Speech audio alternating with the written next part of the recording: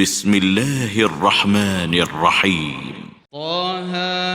ما أنزلنا عليك القرآن لتشقى إلا تذكرة لمن يخشى تنزيلا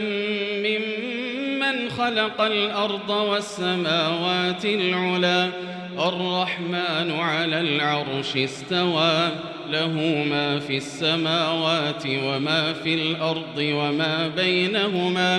وما بينهما وما تحت الثرى وإن تجهر بالقول فإنه يعلم السر وأخفى الله لا إله إلا هو له الأسماء الحسنى وهل أتاك حديث موسى إذ رأى نارا فقال لأهلهم كثوا إني آنست نارا لعلي آتيكم منها بقبس أو أجد على النار هدى فلما أتاها نودي يا موسى إني أنا ربك فاخلع نعليك إنك بالوادي المقدس طوى وأنا اخترتك فاستمع لما يوحى إنني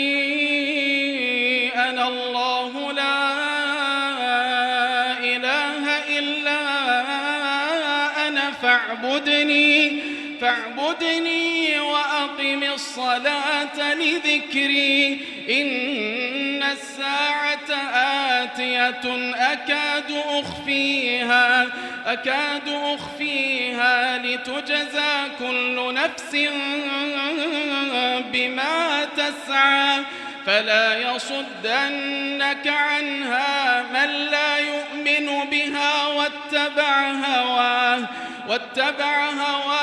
فتردى وما تلك بيمينك يا موسى قال هي عصاي أتوكأ عليها وأهش بها على غنمي ولي فيها مآرب أخرى قال ألقها يا موسى فألقاها فإذا هي حية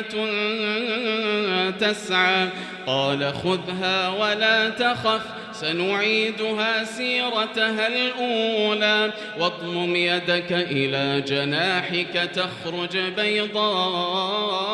من غير سوء آية أخرى لنريك من آياتنا الكبرى اذهب إلى فرعون إنه طغى قال رب اشرح لي صدري ويسر لي أمري واحلل عقدة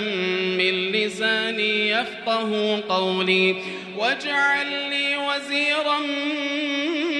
من أهلي هارون أخي أشدد به أزري وأشركه في أمري كي نسبحك كثيرا ونذكرك كثيرا إنك كنت بنا بصيرا قال قد أوتيت سؤلك يا موسى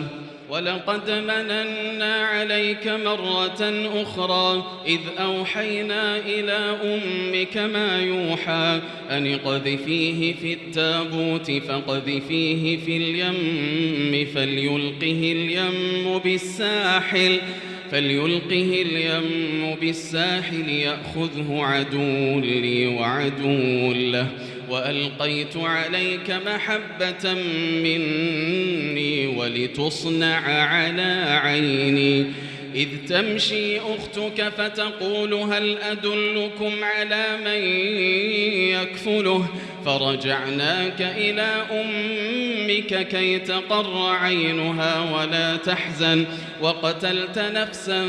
فنجيناك من الغم وفتناك فتونا فلبثت سنين في أهل مدين ثم جئت على قدري يا موسى واصطنعتك لنفسي اذهب أنت وأخوك بآياتي ولا تنيا في ذكري اذهبا إلى فرعون إنه طغى فقولا له قولا لينا لعله يتذكر أو يخشى قالا ربنا إننا نخاف أن يفرط علينا أو أن يطغى قال لا تخافا إنني معكما أسمع وأرى فأتياه فقولا إنا رسولا ربك فأرسل معنا بني إسرائيل ولا تعذبهم قد جئناك بآية من ربك والسلام على من اتبع الهدى إنا قد أوحي إلينا أن العذاب على من كذب وتولى قال فمن ربكما يا موسى قال ربنا الذي أعطى كل شيء خلقه ثم هدى قال فما بال القرون الأولى قال علمها عند ربي في كتاب لا يضل ربي ولا ينسى قال علمها عند ربي في كتاب لا يضل ربي ولا ينسى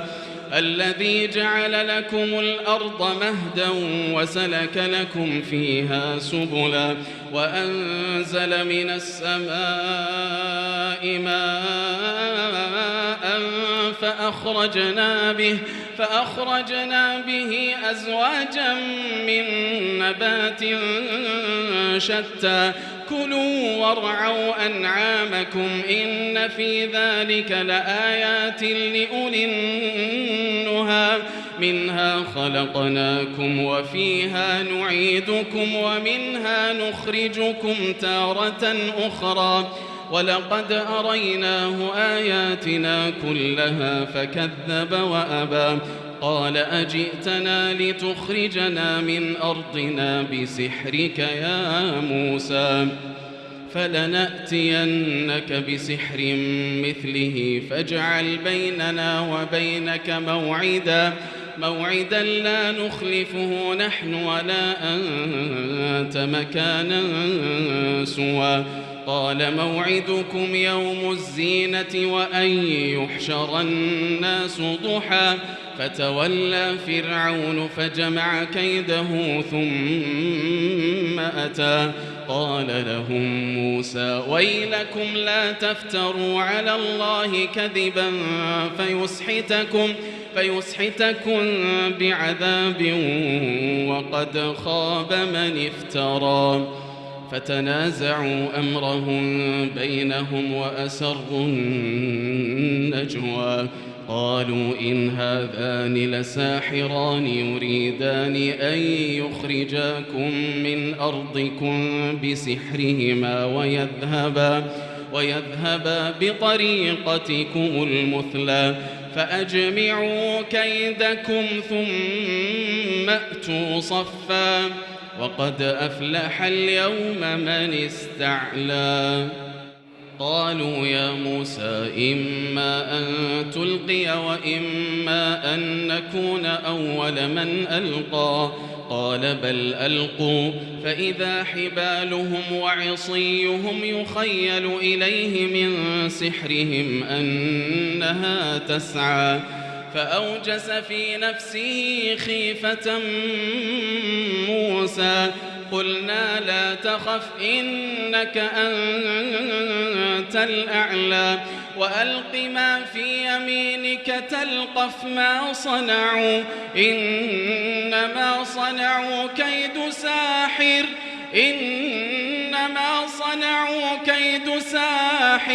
ولا يفلح الساحر حيث أتى فألقي السحرة سجدا قالوا آمنا برب هارون وموسى قال آمنتم له قبل أن آذن لكم إنه لكبيركم الذي علمكم السحر فلأقطعن أيديكم وأرجلكم من خلاف ولأصلبنكم في جذوع النخل ولتعلمن أينا أشد عذابا وأبقى قالوا لن نؤثرك على ما جاءنا من البينات والذي فطرنا فاقض ما أنت قاض إنما تقضي هذه الحياة الدنيا إنا آمنا بربنا ليغفر لنا خطايانا وما أكرهتنا عليه من السحر والله خير وأبقى إنه من يأت ربه مجرما فإن له جهنم لا يموت فيها ولا يحيا ومن يأته مؤمنا قد عمل الصالحات فأولئك لهم الدرجات العلى جنات عدن تجري من تحتها الأنهار خالدين فيها وذلك جزاء من تزكى ولقد أوحينا إلى موسى أن أسر بعبادي فاضرب لهم طريقا في البحر يبسا لا تخاف دركا ولا تخشى فأتبعهم فرعون بجنوده فغشيهم من اليم ما غشيهم وأضل فرعون قومه وما هدى يا بني إسرائيل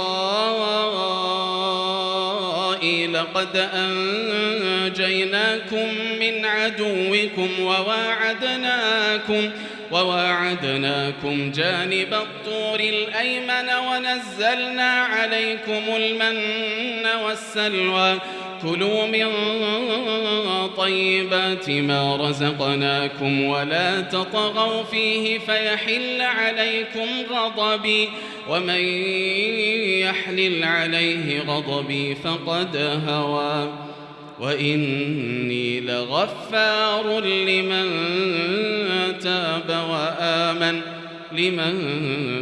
تاب وآمن وعمل صالحا ثم اهتدى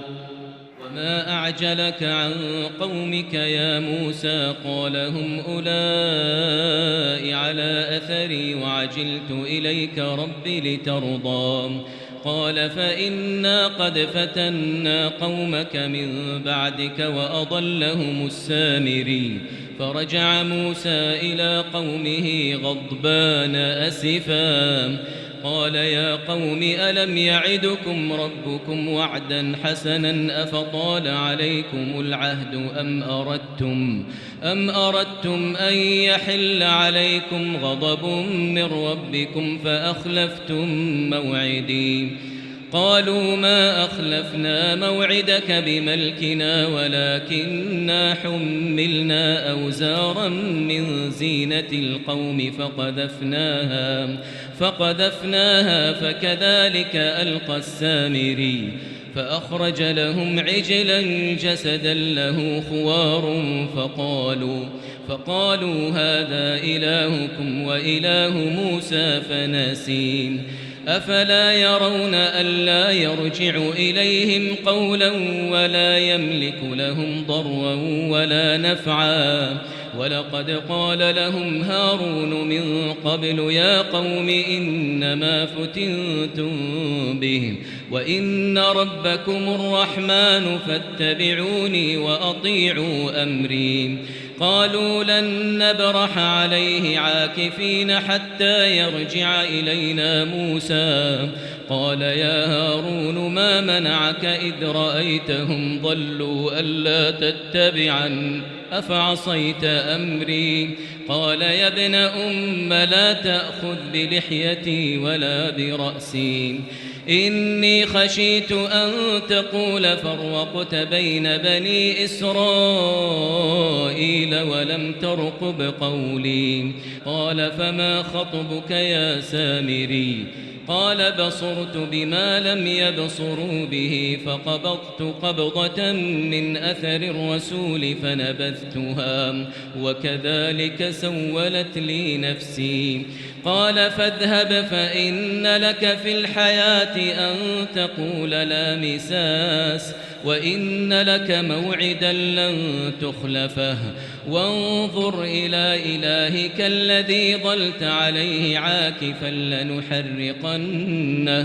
لنحرقنه ثم لننسفنه في اليم نسفا إنما إلهكم الله الذي لا إله إلا هو وسع كل شيء علما كذلك نقص عليك من أنباء ما قد سبق وقد آتيناك من لدنا ذكرا من أعرض عنه فإنه يحمل يوم القيامة وزرا خالدين فيه وساء لهم يوم القيامة حملا يوم ينفخ في الصور ونحشر المجرمين يومئذ زرقا يتخافتون بينهم إن لبثتم إلا عشرا نحن أعلم بما يقولون إذ يقول أمثلهم طريقة إن لبثتم إلا يوما ويسألونك عن الجبال فقل ينسفها ربي نسفا فيذرها قاعا صفصفا لا ترى فيها عوجا ولا أمتا يومئذ يتبعون الداعي لا عوج له وخشعت الأصوات للرحمن فلا تسمع إلا همسا يومئذ لا تنفع الشفاعة إلا من أذن له الرحمن ورضي له قولا يعلم ما بين أيديهم وما خلفهم ولا يحيطون به علما وعنت الوجوه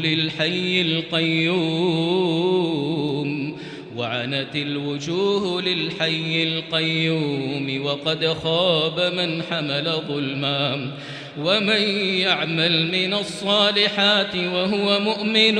فلا يخاف ظلما ولا هضما وكذلك أنزلناه قرآنا عربيا وصرفنا فيه من الوعيد لعلهم يتقون أو يحدث لهم ذكرا فتعالى الله الملك الحق ولا تعجل بالقرآن من قبل أن يقضى إليك وحيه وقل رب زدني علما ولقد عهدنا إلى آدم من قبل فنسي ولم نجد له عزما وإذ قلنا للملائكة اسجدوا لآدم فسجدوا إلا إبليس أبى فقلنا يا آدم إن هذا عدو لك ولزوجك فلا يخرجنكما من الجنة فتشقى إن لك ألا تجوع فيها ولا تعرى وأنك لا تظمأ فيها ولا تضحى فوسوس إليه الشيطان قال يا آدم هل أدلك على شجرة الخلد وملك لا يبلى فأكلا منها فبدت لهما سوآتهما وطفقا يخصفان عليهما من ورق الجنة وعصى آدم ربه فغوى ثم اجتباه ربه فتاب عليه وهدى. قال اهبطا منها جميعا بعضكم لبعض عدو فإما يأتينكم مني هدى فمن اتبع هداي فلا يضل ولا يشقى ومن أعرض عن ذكري فإن له معيشة ضنكا ونحشره يوم القيامة أعمى. قال رب لم حشرتني أعمى وقد كنت بصيرا قال كذلك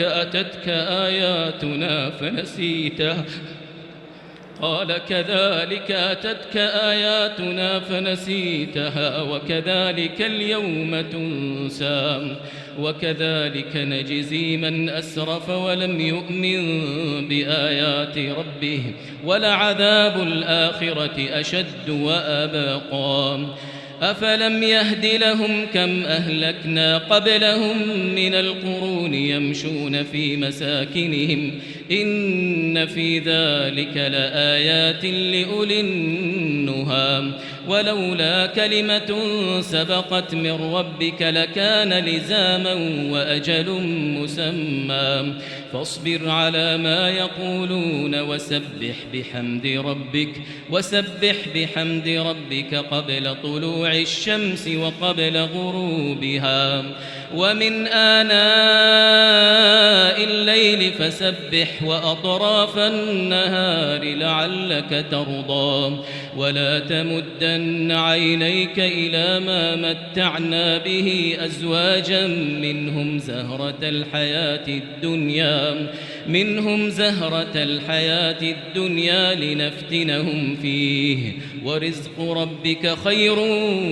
وأبقى. وأمر أهلك بالصلاة واصطبر عليها لا نسألك رزقا نحن نرزقك والعاقبة للتقوى. وقالوا لولا يأتينا بآية من ربه